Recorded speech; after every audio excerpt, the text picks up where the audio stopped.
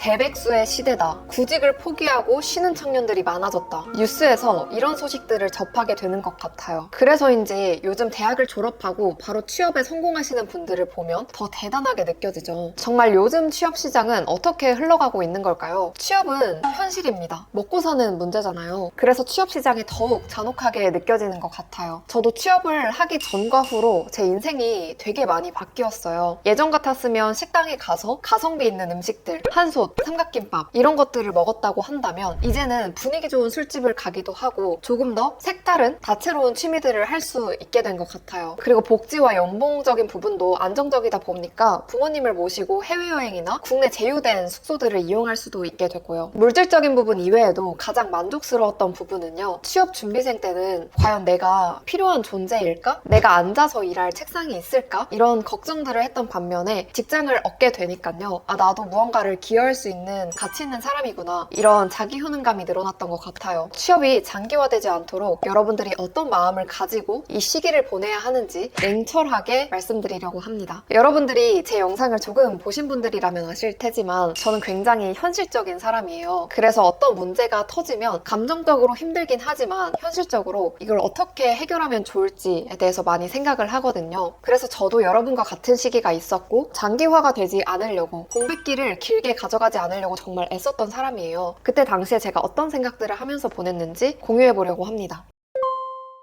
취업이 장기화가 되면요. 공백기도 공백기지만 자존감의 문제가 가장 위험하고 경계해야 할 부분이라고 생각해요. 한두 번 떨어지면 아 괜찮지 뭐 이렇게 넘길 수 있겠지만 이런 우울한 감정이 빈번하게 발생이 되면 해소할 수가 없게 되더라고요. 그러다 보면은 정말 고립된 상태로 살아갈 수도 있는 거겠죠? 되게 슬프지만 기억에 남는 사례가 하나 있는데요. 온라인 면접에서 다대다 면접을 보고 있었어요. 근데 어떤 한 남성분께서 공백기가 있었나 봐요. 사실 면접을 볼 때는 다른 지원자한테 저는 딱히 크게 관심이 없잖아요. 제가 다음 말을 어떻게 해야 할지 정리하는 데만 집중을 해도 그 시간이 모자라거든요. 근데 어떤 한 남성분께서 공백기에 대한 공격적인 질문을 받았어요. 근데 되게 자신감 없게 답변을 하는 거예요. 아무래도 그분도 예상은 하셨던 것 같아요. 그렇지만 자신감 없게 취업 준비를 하면서 보냈고 취업 준비가 되게 쉽지 않다는 것을 깨달았고 이런 식으로 힘든 스토리를 이야기를 하는 거예요. 그랬더니 면접관이 뭐라고 말을 했을까요? 바로 힘내세요 였어요. 힘내세요. 뭐 좋은 회사 가실 수 있겠죠. 뭐 이렇게 말을 하더라고요. 그래서 아 저분은 저 면접 망했다 라고 생각을 했거든요. 결국에 공백기에 대한 답변은 어떻게 해서든지 만들 수가 있어요. 하지만 그게 내 스스로가 납득이 안 되거나 내 자존감이 완전히 떨어져 있으면요. 면접관을 설득시킬 수가 없어요. 왜냐면 스스로도 설득이 안 되기 때문이에요. 따라서 여러분들이 취업이 장기화되지 않도록 부단히 애를 써야 해요. 그러려면 멘탈적으로도 건강해야 하고 마인드 세팅을 되게 잘 해야 합니다.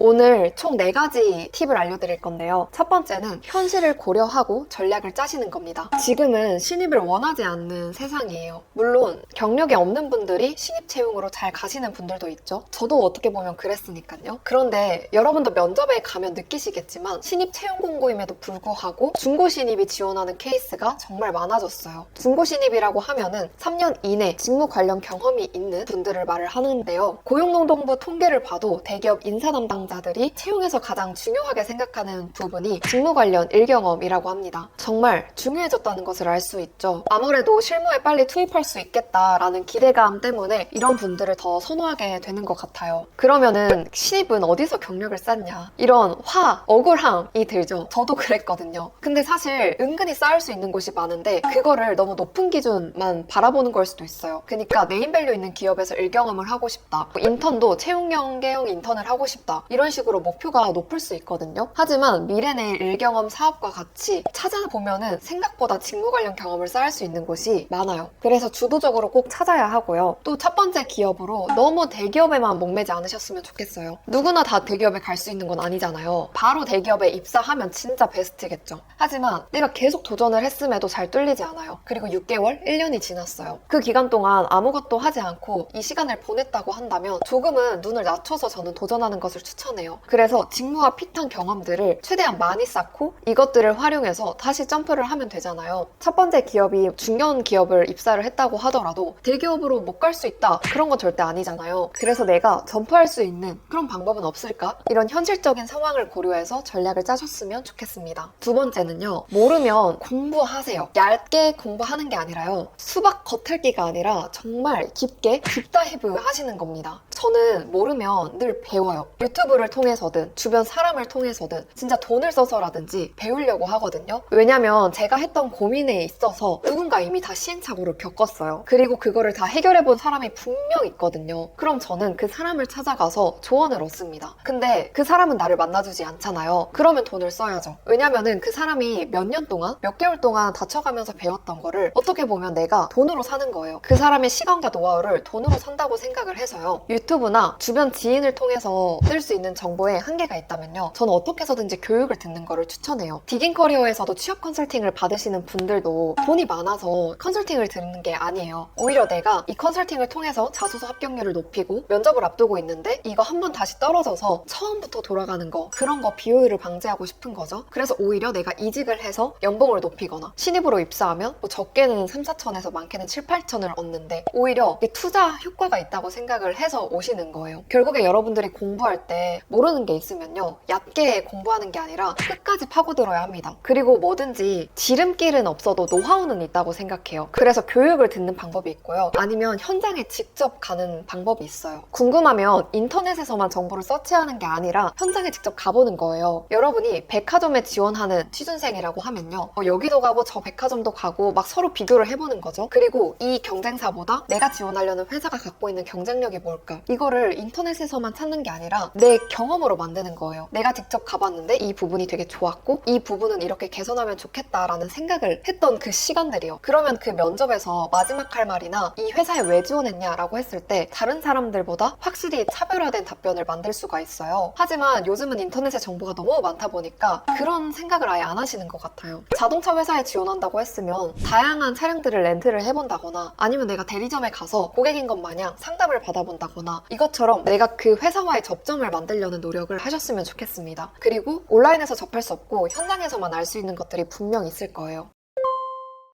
그 다음 딥다이브 하면 좋을 거는 바로 기사 스크랩을 할 때입니다. 취준생이 자신감이 올라갈 때가 언젠지 아세요? 그거는 내가 아는 게 많아졌을 때입니다. 왜냐면 할 말이 많거든요. 자소서에서도 자랑할 게 많고 아는 거 티내고 싶고요. 평소에 기사 스크랩을 하는 습관을 꼭 가지세요. 그러다 보면은 여러분이 관심 있는 산업, 지원하려는 직무와 관련해서 동향을 꾸준히 파악할 수가 있어요. 신문 스크랩에서 가장 중요한 거는 오늘 내가 기사를 읽었다, 이게 아니라요, 내가 몰랐는데 알게 돼서 기쁘다, 궁금증을 해소해서 기쁘다, 이런 감정을 느껴야지 스크랩을 내가 잘한 겁니다. 갓생 챌린지에서 스터디 원분들이랑 신문 스크랩, 기사 스크랩을 하는데요, 꼭 그분들이 3주 동안 하고 말씀하시는 건 뭐냐면 내가 이거를 평소에 안 하고 있었다니 큰일 날 뻔했다 라는 이야기를 많이 해주십니다. 그리고 회사 지원 동기를 작성할 때도 미리 내가 조사해둔 내용이 있으니까 이거를 작성하는 시간이 정말 단축이 되었다 라는 이야기를 많이 들을 수 있었어요. 꼭 하셔야겠죠. 그리고 세 번째 마음가짐은 뭐냐면 내가 이 기업에 지원하면 떨어질 거야, 이런 판단을 스스로 하지 마세요. 아니 스스로 왜 합니까? 회사가 잘 해줄 텐데. 내가 지금 토익 점수가 낮은데 지금 지원하면 떨어질 거야. 내가 직무 관련 경험이 없는데 넣으면 당연히 떨어지겠지? 이거 시간조차 다 비효율적인 시간일 거야, 낭비하는 걸 거야, 이렇게 스스로 판단을 하는데요. 아니 그걸 왜 하는 거예요?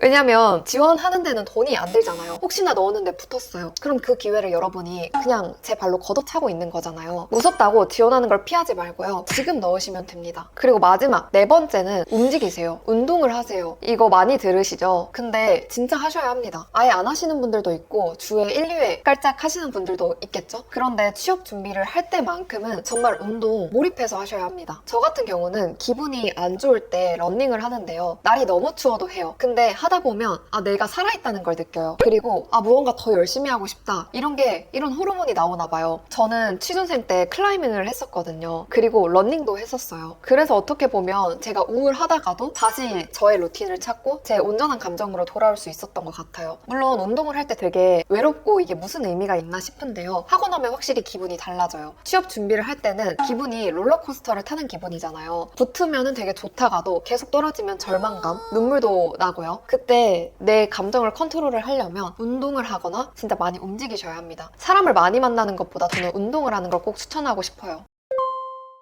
지금까지 어떤 마인드를 갖고 취업 준비를 해야 하는지 말씀드렸는데요. 저는 이 영상을 끝까지 보신 분들이라면 내 삶에 진심이고 뭐든지 열심히 하려고 하는 분들이란 거 잘 알고 있어요. 그럼에도 누구는 요즘 청년들이 눈 높아져서 그런 거다, 게을러져서 그런 거다 이런 말을 해서 되게 상처를 받으시는 분들도 있을 것 같아요. 하지만 그런 소리들은 다 무시하고 여러분의 위치에서 묵묵히 걸으시면 됩니다. 예전보다 상대적으로 공부가 안 뜨고 겨우 합격해서 면접에 갔더니 공백기에 대해서 파고들고 취업 준비가 정말 쉽지 않죠. 그런데 여러분 인생에 그냥 하나의 점이라고 생각해 주시면 좋을 것 같아요. 이게 고등학교 때도 입시가 되게 길었잖아요. 근데 정말 안 끝날 것 같았는데 결국엔 시간이 흐르고 끝났잖아요. 여러분들 또한 다 그렇게 지나갈 겁니다. 이 과정이 다 지나가는 거라면 내가 조금 더 즐겁게 할 수는 없을까? 이 안에서 내가 성장한다는 그런 기분을 느낄 수는 없을까? 이렇게 마인드 세팅을 하면 좋을 것 같아요. 그리고 최대한 취업이 장기화되지 않으려고 여러분들도 당연히